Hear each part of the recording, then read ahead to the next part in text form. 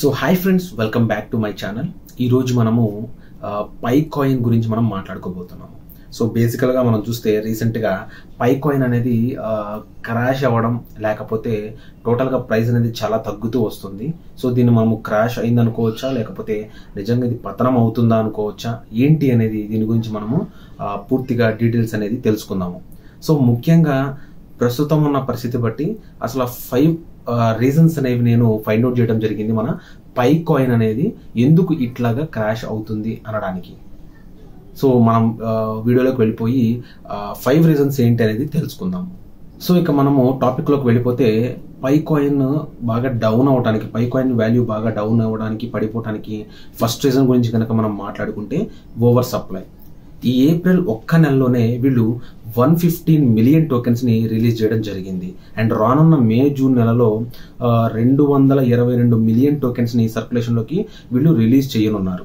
So నేను find out చేసిన ప్రకారం ఏంటంటే, ఇక్కడ లాజిక్ ఎందుకు ఇది మనకి ఫస్ట్ రీజన్ గా ఉంది అంటే over supply. So more tokens more supply equal to లో ప్రైస్ అనమాట. అంటే ఏంటంటే సప్లై ఎక్కువ ఉండడం వల్ల కాయిన్ యొక్క వాల్యూ అనేది పడిపోతుంది. ఎందుకు? Demand and supply. తక్కువ సప్లై ఉంటే ఎక్కువ డిమాండ్ ఉంటుంది. ఇది మనందరికి తెలిసిన లాజిక్. సో ఎక్కువ సప్లై ఉన్నప్పుడు ఖచ్చితంగా ఆటోమేటిక్గా దాని యొక్క డిమాండ్ అనేది పడిపోతుంది అనడానికి ఇది ఒక ముఖ్యమైన రీజన్. ఏంటంటే టోకెన్ సప్లై అనేది వీళ్ళు హ్యూజ్గా రిలీజ్ చేయటం సర్క్యులేషన్లోకి. సో నెక్స్ట్ సెకండ్ రీజన్ వచ్చేసి ఏమంటాము, పాపులర్ ఎక్స్చేంజెస్ లో వీళ్ళు అన్లిస్ట్ చేయకపోవటం, అంటే అన్లిస్టింగ్ డిలే అనమాట. సో దాని గురించి ఇప్పుడు మనం తెలుసుకుందాము.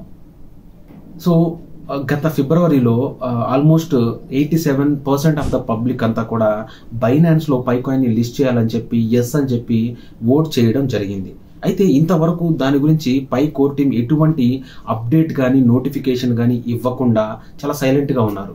దీనివల్ల ఏమవుతుందంటే పబ్లిక్ లో పై కాయిన్ మీద ఉన్న కాన్ఫిడెన్స్ అనేది తగ్గిపోయి వాళ్ళు ప్యానిక్ అయిపోతూ ఆల్మోస్ట్ పై కాయిన్స్ ని అమ్మేసుకోవడం జరుగుతుంది. సో త్వరలోనే పై కోర్ టీం ఏం చేయాలంటే మినిమం ఏదో ఒక అప్డేట్ అనేది తెలియజేయాలి. ఏంటి, బైనాన్స్ లో ఎందుకు లిస్ట్ చేయలేదు, లేకపోతే లిస్టింగ్ ఎప్పుడు చేస్తారనేది ఎప్పుడైతే తెలియజేస్తారో ఆటోమేటిక్ అప్పుడు పబ్లిక్ అనేది పై కాయిన్ ని హోల్డ్ చేసుకుని పెట్టుకోవడమా, లేకపోతే కాన్ఫిడెన్స్ అనేది మనకి చాలా ఇంపార్టెంట్ అనమాట. మన పై కాయిన్ అనేది స్టాండర్డ్ గా స్టేబుల్ గా పైకి వెళ్ళాలి అంటే.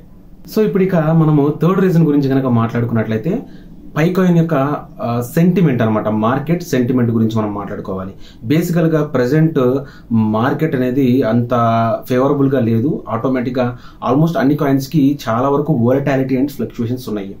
ఈవెన్ సాలిడ్ కాయిన్స్ షేక్ అవుతున్నాయి అంటే మీరు ఆశ్చర్యపోనవసరం లేదు. అలాంటిది మరి మన పై కాయిన్ అనేది చాలా ఎర్లీ ఫేజ్ లో ఉంది కాబట్టి దీనికి ఇంకా చాలా పెద్ద దెబ్బ అని చెప్పి మనం అనుకోవచ్చు అనమాట. నెక్స్ట్ మనము ఫోర్త్ రీజన్ గురించి ఇప్పుడు మనం గనక మాట్లాడుకుంటే, సో సెంట్రలైజేషన్, ట్రాన్స్పరెన్సీ. అసలు క్రిప్టో స్పేస్ లో చాలా మంది ఏమంటున్నారంటే అసలు పై కాయిన్ నిజంగానే డీసెంట్రలైజ్డా అని అనుమానాలు వ్యక్తం చేస్తున్నారు. ఇక క్రిటిక్స్ అయితే ఏం మాట్లాడుతున్నారంటే ఒకవేళ ఈ పై కాయిన్ అనేది ఈ సూపర్ నోట్స్ ఏవైతే ఉన్నాయో వీటిని కోర్ టీమే కంట్రోల్ చేస్తుంది. సో ఈ నోట్స్ వ్యాలిడేషన్ ఏదైతే ఉందో ఇది కోర్ టీమ్ ద్వారా చేయబడుతుంది కాబట్టి ఇది అంత ట్రాన్స్పరెన్సీ అయితే కాదు అని చెప్పి వాళ్ళు కొద్దిగా ఆందోళన వ్యక్తం చేస్తున్నట్టు తెలుస్తుంది అనమాట. సో ఇక fifth reason or final reason గురించి కనుక మనం మాట్లాడుకున్నట్లయితే open mainnet delay.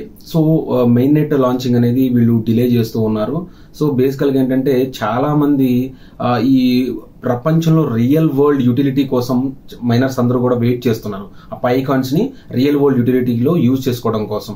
So అది కూడా డిలే అవటం వల్ల ఓవరాల్ గా ఈ కండిషన్స్ అన్ని కూడా ఈ ప్రస్తుతానికి పై కాయిన్ యొక్క ప్రైస్ మీద చాలా వరకు ఎఫెక్ట్ అనేది చూపిస్తుంది. అండ్ మోర్ ఓవర్ ఈ వీటన్నిటిలో కూడా ఇప్పుడు రియల్ వరల్డ్ యూటిలిటీ కూడా డిలే అవడం అనేది మైనర్స్ ఎవరైతే ఉన్నారో, లీడర్స్ కానీ పై మైనర్స్ కానీ వాట్ ఎవర్ కస్టమర్స్ అందరూ కూడా అసహనానికి గురవుతూ ఉన్నారు.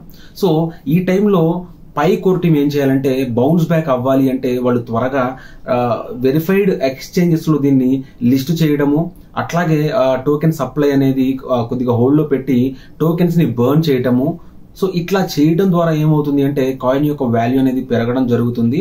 అండ్ మోర్ ఓవర్ ఇదంతా కూడా పబ్లిక్ యొక్క టాక్ అని చెప్పి మీరు గమనించాలి. సో ఇదేదో నా సొంత ఒపీనియన్తో నేను చెప్పడం లేదండి, బయట జరుగుతున్న సిచ్యువేషన్స్ కి అనుగుణంగా నేను రీసెర్చ్ చేసి మీకు ఈ ఇన్ఫర్మేషన్ అనేది అందించడం జరుగుతుంది.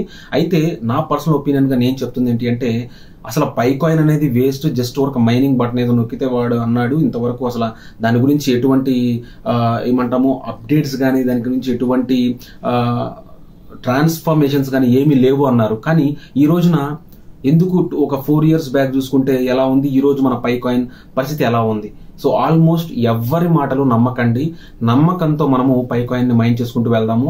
100% I am standing with Pi coin. So మీ అందరూ కూడా పైకాయిన్ తో నిలబడండి, డెఫినెట్ గా మనకి ఒక మంచి లైఫ్ అనేది ఉంటుంది. సో ఐ హోప్ మీ అందరికీ కూడా మైండ్ లో నుంచి తీసేసేయండి.